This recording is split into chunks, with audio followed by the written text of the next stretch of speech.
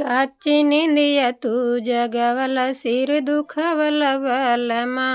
कच्ची निंदिया तू जगवला सिर दुखवला बलमा।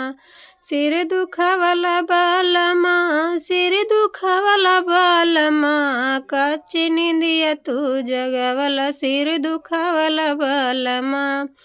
एक त मम्मी के हम प्यारी, दूसरे पापा के दुलारी। एक त मम्मी के हम प्यारी, दूसरे पापा के दुलारी।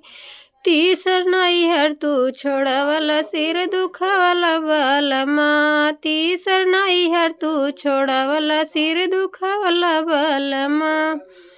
कच्ची निंदिया तू जगवला सिर दुखवला बलमा। कच्ची निंदिया तू जगवला सिर दुखवला बलमा। एक त चाची के हम प्यारी, दूसरे चाचा के दुलारी। एक त चाची के हम प्यारी, दूसरे चाचा के दुलारी। तीसर नैहर तू छोड़वला सिर दुखवला बलमा। तीसर नैहर तू छोड़वला सिर दुखवला बलमा। कच्ची निंदिया तू जगवला सिर दुखवला बलमा। कच्ची निंदिया तू जगवला सिर दुखवला बलमा।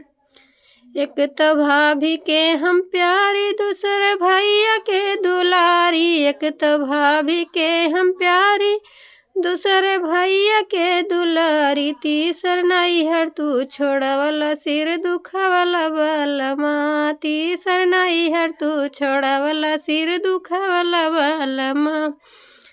कच्ची निंदिया तू जगवला सिर दुखवला बलमा। कच्ची निंदिया तू जगवला सिर दुखवला बलमा। एक त दीदी के हम प्यारी, दूसरे जीजा के दुलारी। एक त दीदी के हम प्यारी, दूसरे जीजा के दुलारी। तीसर नैहर तू छोड़वला सिर दुखवला बलमा। तीसर नैहर तू छोड़वला सिर दुखवला बलमा। कच्ची निंदिया तू जगवला सिर दुखवला बलमा। कच्ची निंदिया तू जगवला सिर दुखवला बलमा।